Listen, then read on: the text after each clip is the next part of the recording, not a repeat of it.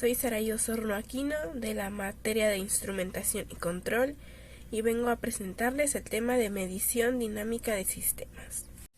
Vamos a comenzar dando una pequeña introducción. La dinámica de sistemas es otra técnica del modelado de sistemas complejos. También se utiliza ampliamente para diversas ramas que se modernizan en la ingeniería, como puede ser economía y negocios, planificación y gestión de proyectos, gestiones ambientales, incluso algunas veces al área de salud, hasta también al área de historia, entre otras. A diferencia de la simulación basada en agentes, la filosofía de la dinámica de sistemas gira en torno al concepto de la retroalimentación o casualidad circundal entre variables observables.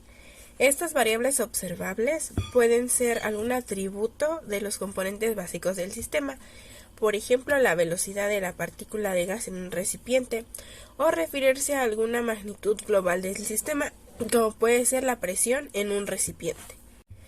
Existe una tendencia generalizada de la dinámica de sistemas a utilizar variables observables del sistema en conjunto. En ese caso, es importante que nos demos cuenta desde un principio que el mero hecho de estudiar las magnitudes agregadas del sistema global, eso hay que estudiarlo en vez de estudiar sus componentes básicos directamente, porque supone ya un alto grado de abstracción. A diferencia de la simulación basada en agentes, el cual solamente estudia componentes básicos del sistema, el foco de atención en la dinámica de sistemas reside en la relación existente entre variables observables. Estas relaciones en general son suficientemente complejas en la mayoría de ellas. En la mayoría de los sistemas complejos existen variables observables que no están ligadas por una relación lineal causa-efecto. Las relaciones lineales causa-efecto, en el sentido tradicional del término, se caracterizan por tres propiedades diferentes. La primera es la causal, la que procede del efecto en el tiempo. La segunda es que existe una fuente de correlación empírica entre causa-efecto. Y la tercera es que esta relación no es el resultado de ninguna otra variable. Los sistemas complejos, lejos de caracterizarse por mostrar relaciones lineales de causalidad, presentan causas y efectos que no se encuentran próximos en el espacio ni en el tiempo, y que se retroalimentan en el sistema, haciendo su análisis mediante enfoques tradicionales extremadamente complejos. La dinámica de sistemas estudia variables observables de sistemas complejos e intenta identificar las relaciones de la causalidad de estos mismos, que normalmente suelen ser circulares, que existen entre ellas. Una vez que estas relaciones están identificadas, resulta muchísimo más sencillo explicar el origen del comportamiento global del sistema en su estructura causal. Entonces, una vez dicho esto, el énfasis de la dinámica de sistemas, por tanto, está en encontrar variables críticas del sistema complejo e identificar los vínculos causales que existen entre ellas. El proceso de abstracción que nos lleva de los componentes básicos del sistema y sus interacciones hasta las variables críticas del mismo corre, en este caso, a cargo del experto o del moderador que lo esté haciendo, y es previo a la creación del modelo formal. Los componentes básicos del sistema global no suelen estar explícita e individualmente representados en el modelo formal. Una vez vista esta pequeña introducción acerca de qué es la dinámica de los sistemas, vamos a ver un ejemplo. El ejemplo es el análisis de las emisiones de CO2 o de dióxido de carbono, el cual está basado en un modelo de simulación con Benzim. Este trabajo fue retomado del Dr. Grover Gustavo Herrera Mérida y se dejan los datos por si se requiere más información acerca de su trabajo. El modelo de este ejemplo es genérico y es adaptable a un periodo y entorno determinado.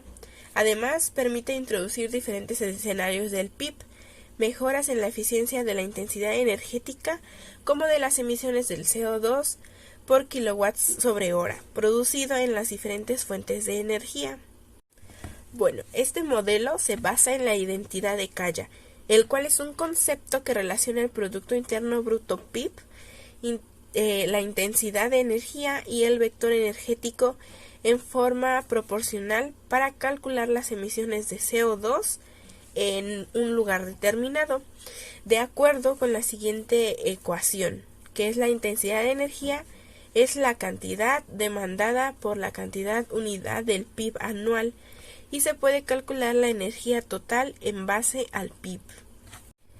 El vector producido de energía incluye las emisiones de CO2 por cada kilowatt sobre hora de energía producido, siendo necesariamente conocer la distribución porcentual de las diferentes fuentes de emisiones de energía, así como sus características en cuanto a la emisión de cuánto dióxido de carbono tienen.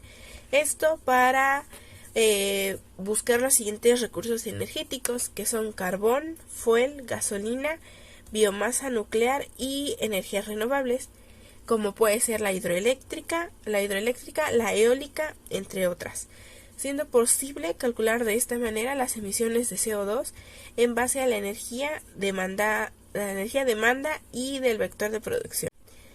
El modelo permite introducir diferentes escenarios del PIB, la posibilidad de introducir posibles mejoras tanto en la eficiencia de la intensidad energética como de las emisiones de CO2 por unidad de kilowatt sobre hora, producido en las diferentes fuentes de energía que se tengan. Por último, el modelo es genérico, como ya hemos visto que es una característica de la dinámica de estos sistemas, y es adaptable a un periodo y a un determinado entorno geográfico. Es decir, que se puede adaptar de acuerdo al lugar donde queramos determinarlo y de acuerdo a un periodo que nosotros podamos determinar o que necesitemos.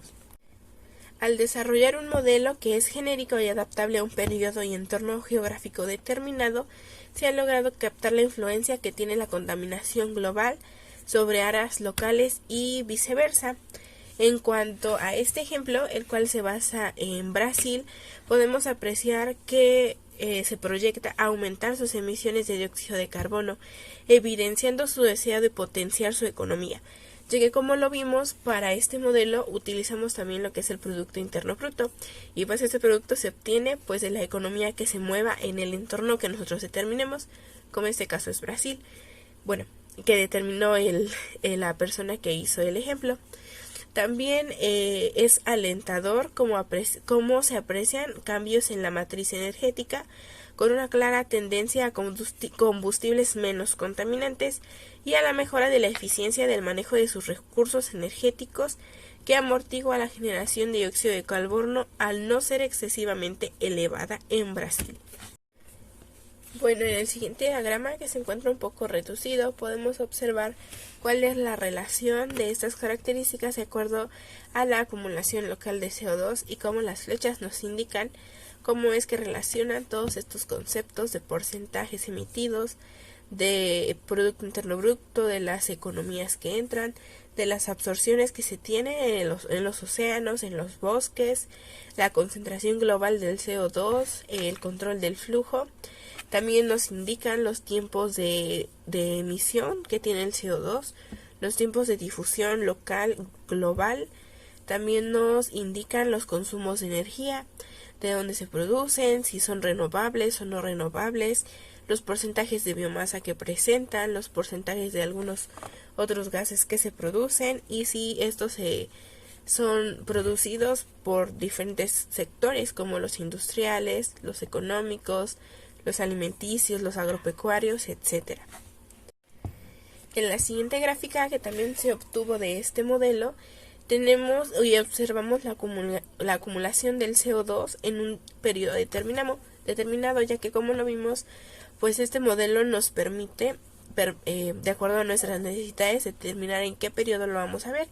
En este ejemplo de la gráfica que ellos obtuvieron fue de 1990 al 2018 en lapsos de 4 años. Entonces vemos cómo ha aumentado y disminuido en otras ramas el porcentaje de CO2 y se mide en toneladas. Los modelos de simulación con dinámica de sistemas tienen aplicaciones en prácticamente todas las áreas del conocimiento, como podemos observar en los numerosos artículos que se publicaron en la página de donde fue obtenido este ejemplo. Hay algunos que entran en los reflejos del sistema del pensamiento de las personas.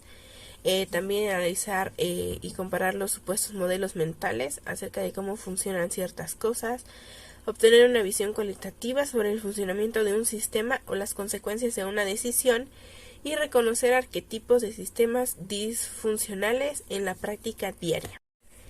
Entonces, los modelos nos permiten simular el impacto de diferentes políticas relativas a las situaciones que vamos a estudiar, ejecutando la pregunta normalmente de ¿qué pasaría si?, en inglés what if, que permiten ver las consecuencias a corto, mediano y largo plazo y ser de gran ayuda en la comprensión de cómo los cambios de un sistema lo afectan en el tiempo. En el sentido es muy similar al pensamiento sistemático, ya que se basa en los mismos diagramas causales con bucles o lazos de retroalimentación. Sin embargo, estos modelos de simulación permiten además hacer simulaciones para estudiar el comportamiento de los sistemas y el impacto de las políticas relativas que estos conllevan. Por eso es que son de más utilidad o tienen un rango más amplio de aplicación que otros tipos de dinámicas que existen. Y esto ha sido todo. Muchas gracias por su atención.